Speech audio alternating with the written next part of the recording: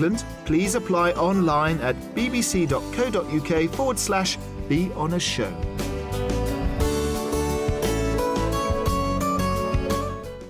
Beginning in Cornwall, actor Timothy Spall is sailing around Britain. He's somewhere at sea. A new series starts tonight at 7. Next year on BBC Two, a very confident team take on our quiz show Goliaths.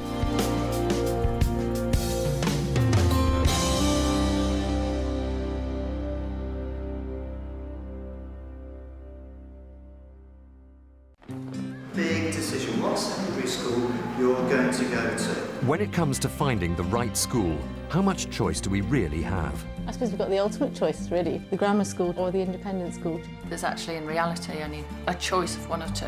The pressing of this button is going to make lots of families either very, very happy or not so happy. Fingers crossed. Ah! What does it say? The Big School Lottery, part of school season, starts Tuesday at 9 on BBC Two. Jeremy Paxman has a starter for 10 University Challenge tonight at 8. Right now on BBC Two and especially on the BBC HD channel, some of the brightest shirts on television.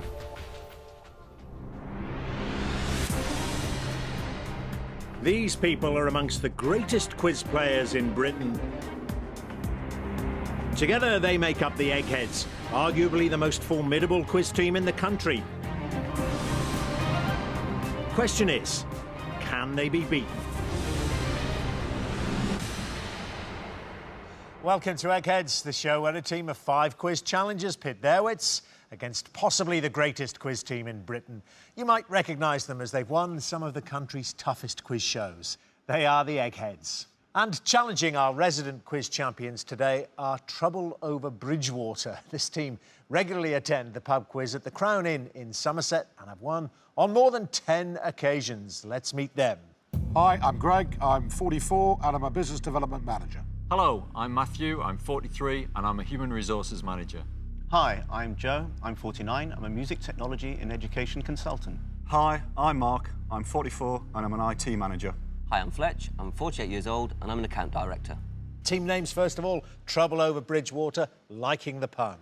Well, it's a tribute, really, to Half Man, Half Biscuit's difficult 8th album, Trouble Over Bridgwater, but also reflects the fact that 3 of us live there. Right. And we quiz there every 2 weeks or so at the Crown. How competitive is the quiz? How many teams? What kind of calibre of question? It's a friendly country pub quiz, you know, in a nice sort of friendly market town in Somerset. So hardly rocket science, but, you know, we have a specialist bonus round afterwards, which tends to be very sort of complicated. But generally speaking, there's a picture round, general knowledge, and 3 or 4 specialist rounds, which change every 2 weeks. Yeah, it sounds quite competitive, but clearly a step up in class, a great step up in class, kind of Champions League taking on the Eggheads here. What made you decide to take them on?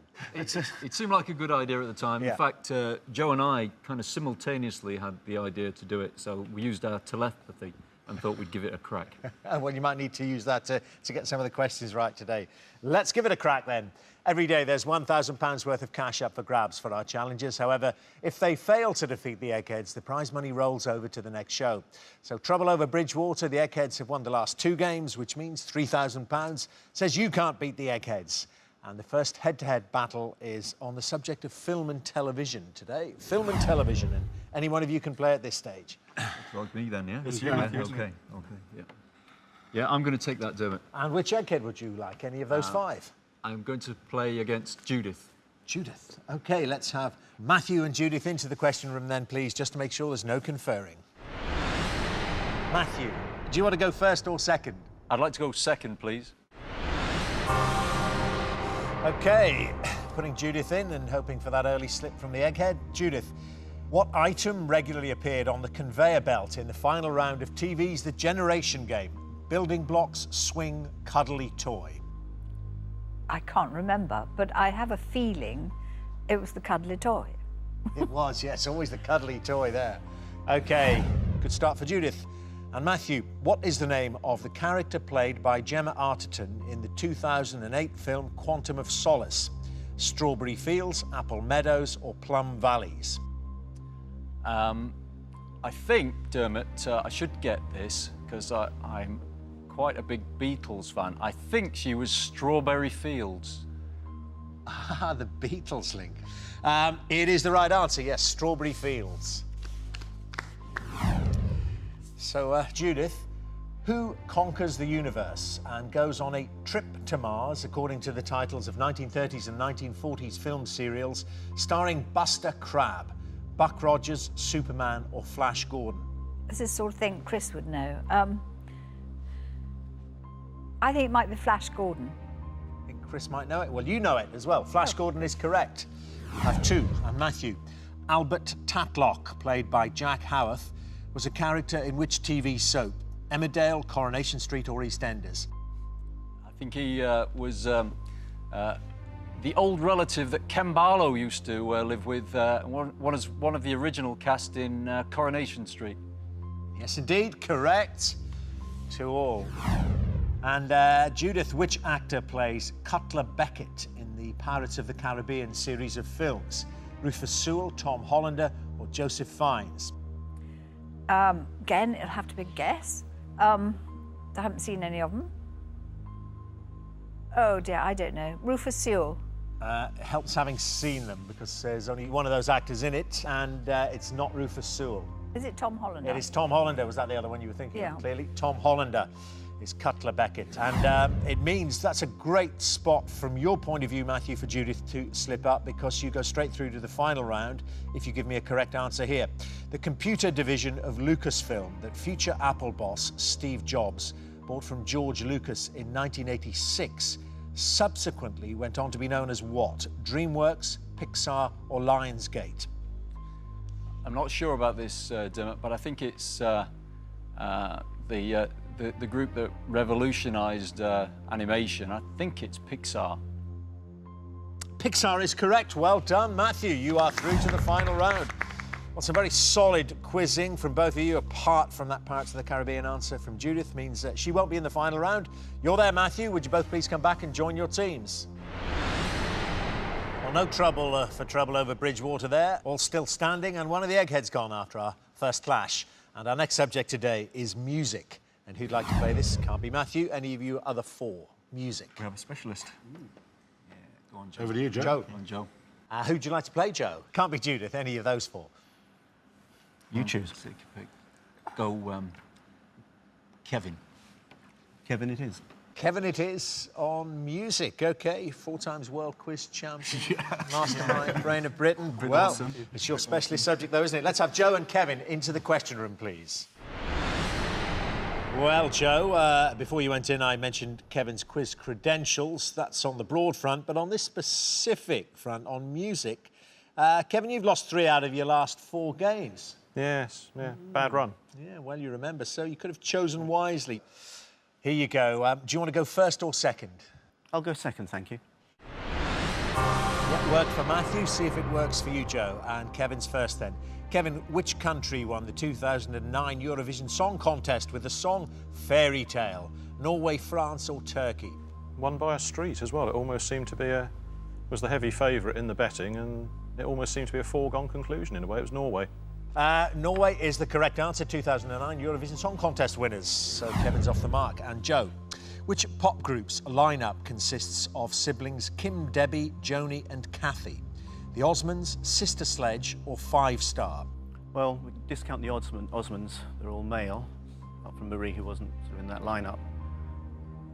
Thought Sister Sledge was smaller in number, so I'm going to go with Five Star. I think there was 1 brother and 4 sisters, so I'm going to go with Five Star.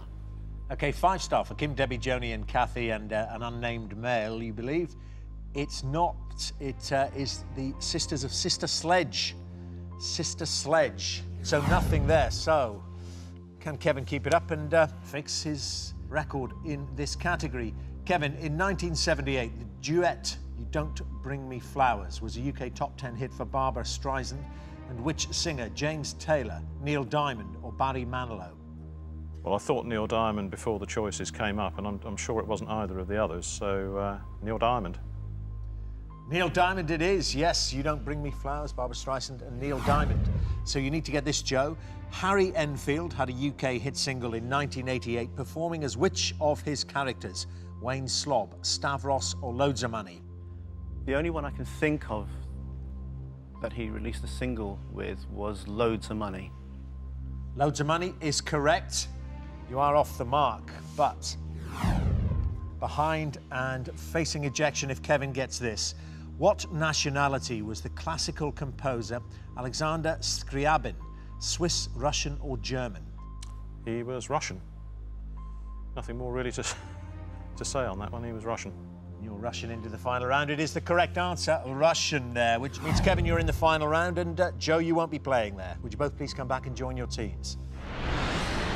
Well, that round makes it all square then. Both teams have lost one brain from the final round. Our next subject is politics. And who'd like to play this? Greg, Mark or Glenn remaining? Politics. It's going to be Greg. Specialist. Yeah. I'll step up to the plate on this one. All right, Greg, and who would you like to play from the Eggheads? Can't be Kevin or Judith, so you've got Daphne, CJ or Pat. Your choice. Pat. Pat. But that's just my thought. You're captain. OK, no, I'm happy with that. I'll go with Pat, please. So what's going on here, Matthew? You're obviously vice-captain. Have you done all the research on the Eggheads there? He has done all the research. Yeah, I've got the spreadsheet. Spreadsheet. He's obviously the one who gets home earlier from work than we do. He's memorised it and putting, therefore, Greg in against Pat. To make sure you can't confer, could I ask you both, please, to go to the question room? Now, Greg, would you like to go first or second? I'll go first, please. OK, going first this time. And your question is this then, Greg. In the Houses of Parliament, what name is given to the informal, behind-the-scenes relationship between the party whips, which is meant to ensure a smooth running of business? Is it pairing, usual channels, or coalition? I have to say I haven't got a clue, which is obviously not reassuring. But I've got a very strong feeling about usual channels, so I'll go down that route, please. Usual channels. The usual channels is correct, yes. Strong feeling, good enough there. So, Pat, which nickname was coined in America for President Richard Nixon? Tricky Dick, Picky Dick, or Sickly Dick? He was referred to as Tricky Dick, presumably because of his slightly dour nature and his reputation for slight deviousness. Yes, Tricky Dick it is, yes, for Richard Nixon. And over to you, Greg.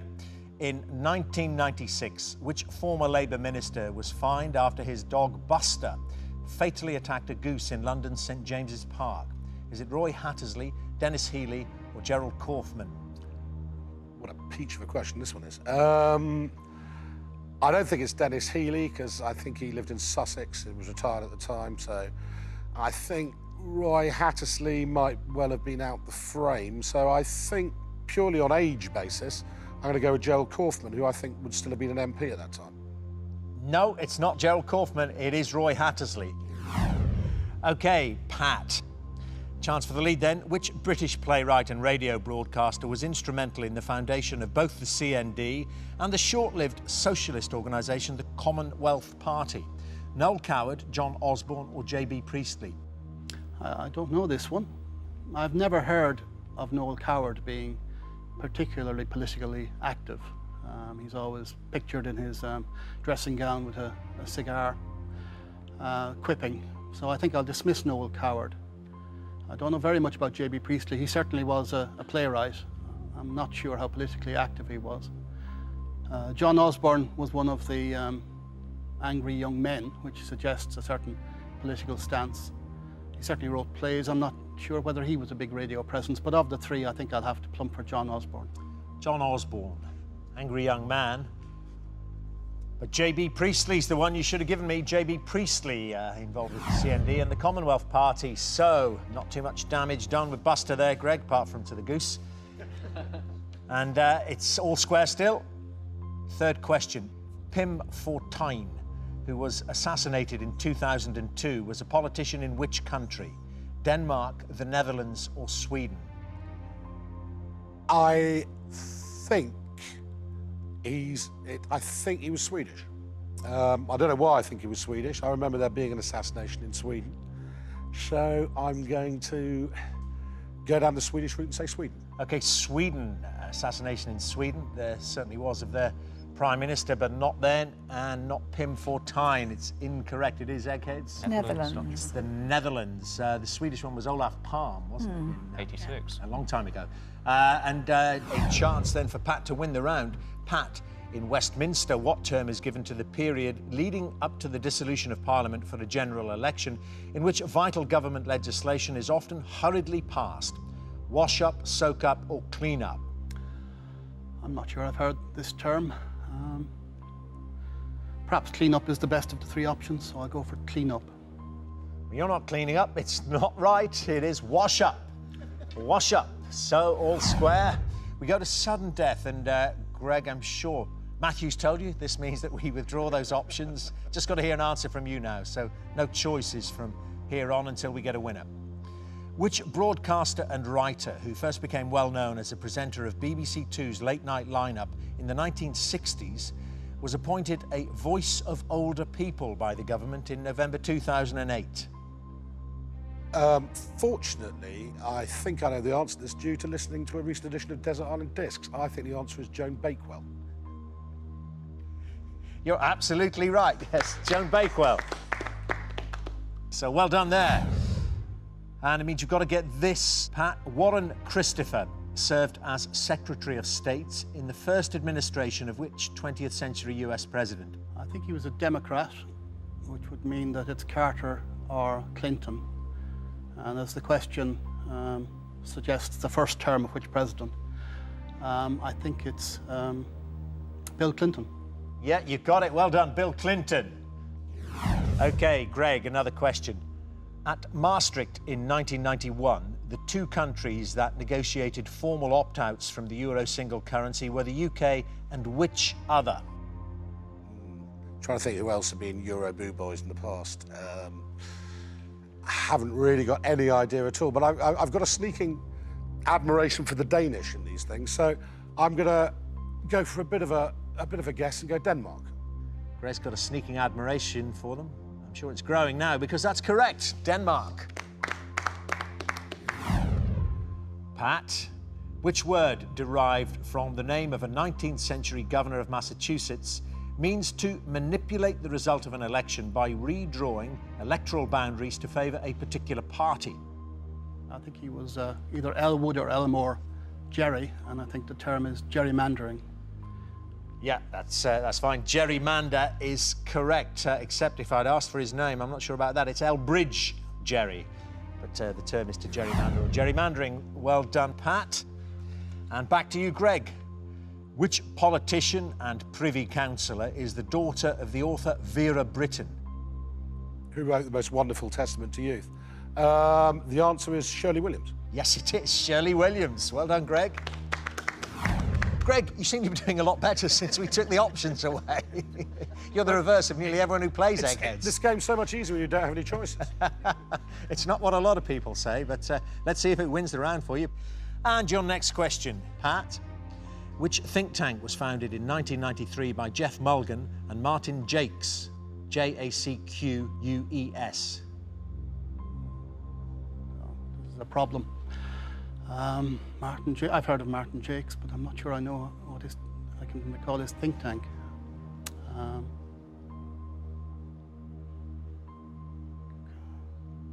afraid I'm having trouble coming up with a good candidate here.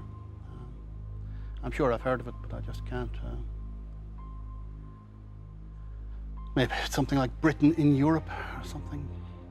Britain in Europe, Jeff Mulgan and Martin Jakes, their think tank founded in 1993. It's incorrect, Pat. Do you know other Eggheads? Demos. Demos. It is. And that means, Greg, you're through to the final round. I think I need a lie down after that.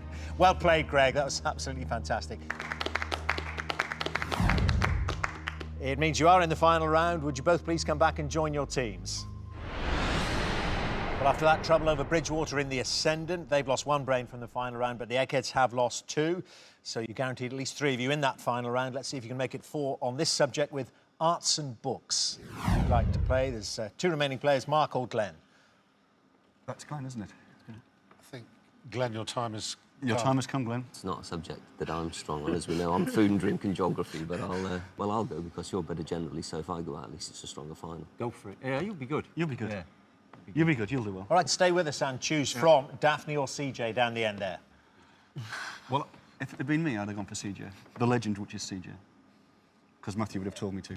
We'll go with CJ. The legend that is CJ. OK, let's have Glynn and CJ into the question room then. Of course, Glynn, I've been very formal with you, calling you Glynn. You've gone by your nickname there, Fletch.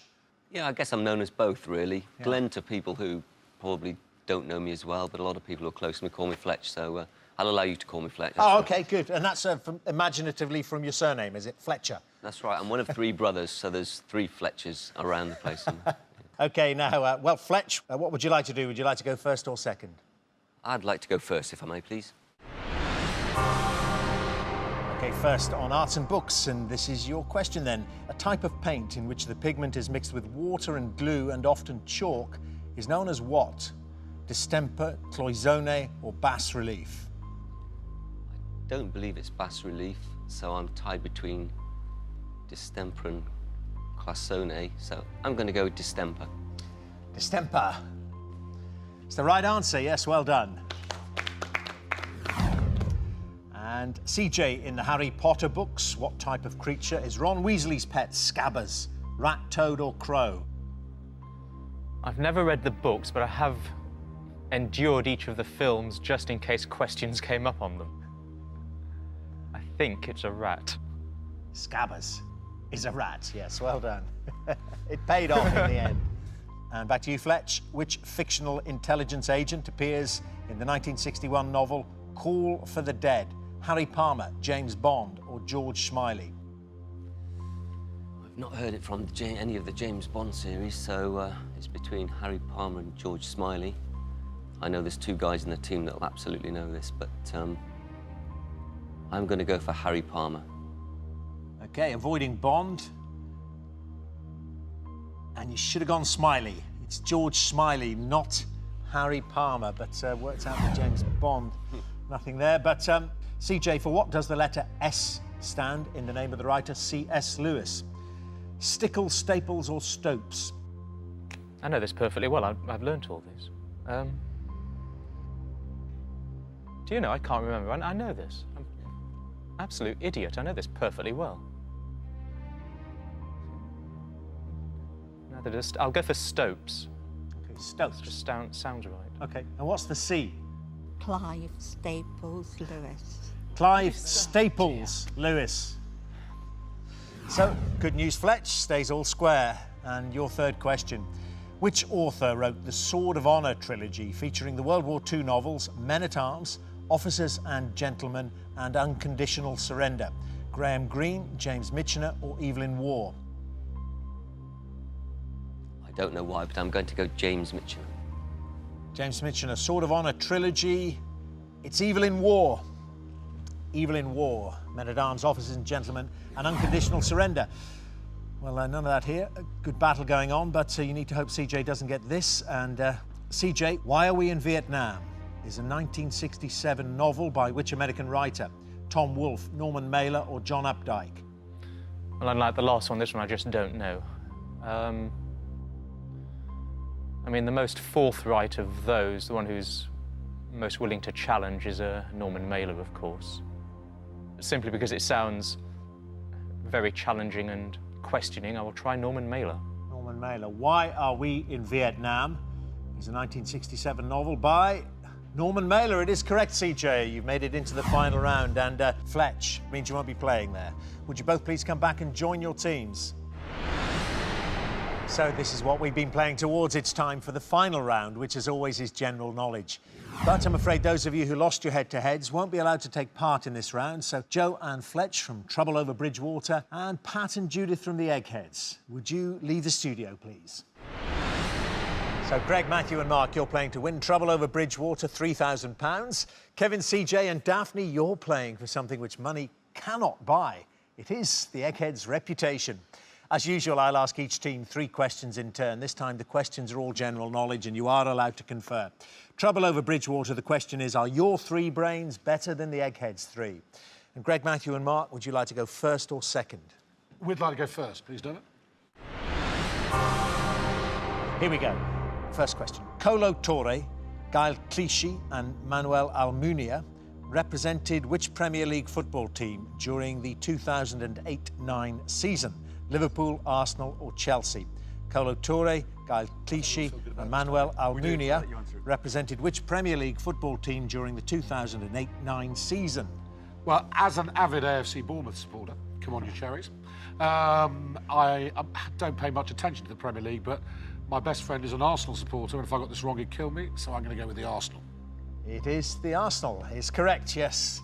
Good start then for Trouble Over Bridgewater, Eggheads. To which supermodel was Richard Gere married from 1991 to 1995? Linda Evangelista, Elle Macpherson or Cindy Crawford?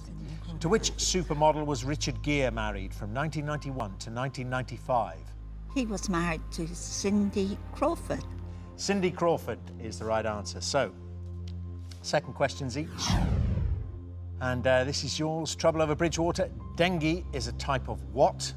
River delta system, viral disease or medieval cement? I think dengue. It's fever. I think it's dengue fever. I think it sounds like fever as well. I'm pretty sure. Yeah, I'm it's sure I something- wouldn't want it. No. It's something you get in Africa, I'm sure, something like that. So, you all right with that? Yeah, I'm all right with that. Okay, we're going to go for viral disease. Okay, viral disease. It's a viral disease. Well done. 2-1 to Trouble Over Bridgewater and Egghead's second question. What did the 13th Amendment to the Constitution of the United States abolish in December 1865? Slavery, land tax, or the death penalty? What did the 13th Amendment to the Constitution of the United States abolish in December 1865? The 13th is slavery. The abolition of slavery is correct, Eggheads, and a third question each. Holy Week is the name given to the 7-day period preceding which point in the Christian calendar? Easter Sunday, Pentecost, or All Saints' Day? Any idea, Matthew? Well, I think they still, even on TV, have special programmes during Holy Week. They do. And I think it's leading up to Easter. And the death of Christ. Yeah.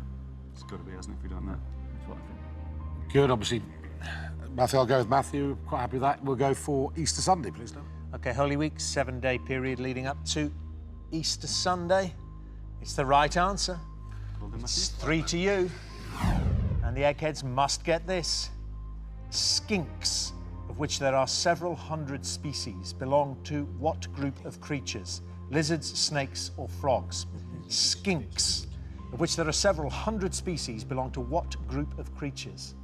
A skink is a lizard. Skink is a type of lizard. It's the right answer. Well done, Eggheads. So it's 3-3. We go to sudden death. And your question, Trouble Over Bridgewater then. Which village in County Mayo in Ireland is now a major pilgrimage destination after a reported religious apparition in 1879? Any idea? I have absolutely no idea. I have the same no idea. That's 3 of us. But I reckon it's probably an Irish name. Right.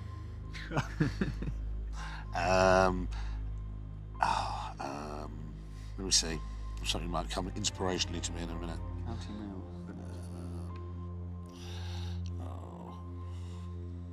A clue? No. No, I'm afraid we haven't got a clue. So it's a pass.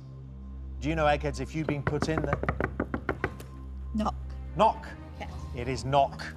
Knock is the shrine in County Mayo, which the guys couldn't get, which gives the Eggheads a chance to win the game with this.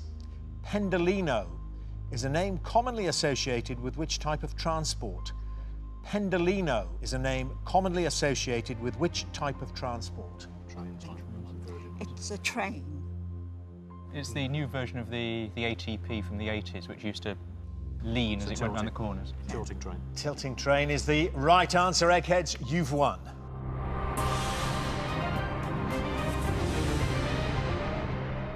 Well, it's the way it falls, and I'm afraid you only get one chance. You didn't get the luck today, but you played really, really well in those head-to-heads. We will go away with the memory, in particular, of Greg's performance there, his upside-down performance there, of just playing doggo in the first 3 questions and then hoping for sudden death. Not to be on the day, though, guys. Thank you very much indeed for coming in to play the Eggheads. Congratulations to you. Trouble Over Bridgewater. But the Eggheads have done what comes naturally to them, and they still reign supreme over Quizland. I'm afraid you won't be going home with the £3,000, which means the money rolls over to the next show. And Eggheads, congratulations to you. Who will beat you Join us next time to see if a new team of challengers have the brains to defeat the Eggheads. £4,000 says they don't. Until then, goodbye.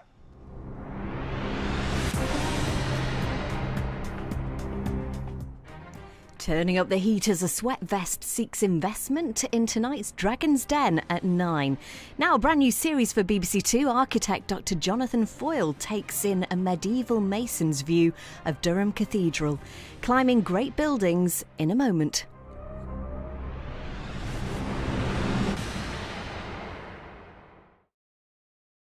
We are out here because boys are not doing as well as the girls. Can Gareth Malone get our schoolboys back on track? We're going to change school. I will make it as fun, as exciting, sometimes as dangerous as I possibly can. I think there is a better way of doing things, a way that is more dynamic. If school feels like a place where boys can take risks, then they'll be more engaged. Gareth Malone's Extraordinary School for Boys, part of school season, starts Thursday at 9 on BBC Two. The Chief of Police is dead, so we better get a new one before you lot run riot. Caprice, you give your age as 38. Are you going to be using the same technique to manipulate the crime figures and keep them down? Yes, absolutely fine. Not your average job. Not your average job interview. The King is dead, Thursday at 10:30 on BBC Three.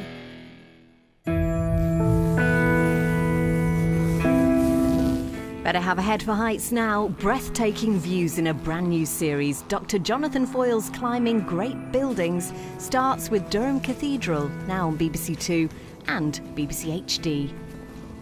Welcome to 11th century Britain. I'm hanging 140 feet up the side of Durham Cathedral, where almost 1,000 years ago, medieval masons crafted a marvel in stone. And let me tell you, the view is terrifying. This is Climbing Great Buildings, and throughout this series I'll be scaling our most iconic structures from the Normans to the present day. Way. I'll be revealing the building secrets and telling the story of how British architecture and construction developed over 1,000 years.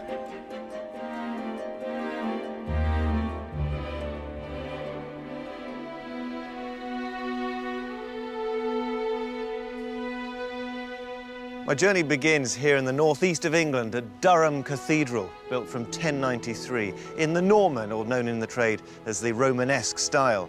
If you want to know about the rise of British architecture, there's no better place to start than here.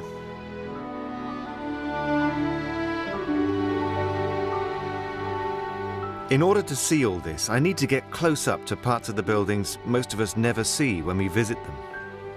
Well done! Gosh, it's beautiful though, look at it. Fortunately, I have a crack team to help. Lucy Creamer is one of Britain's top climbers.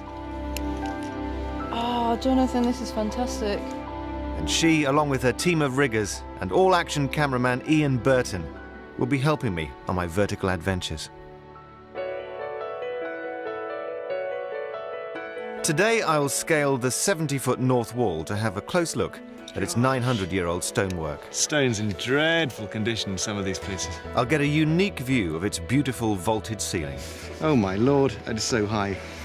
And I'll conquer my fears to climb over 140 feet to the top of the Western Tower.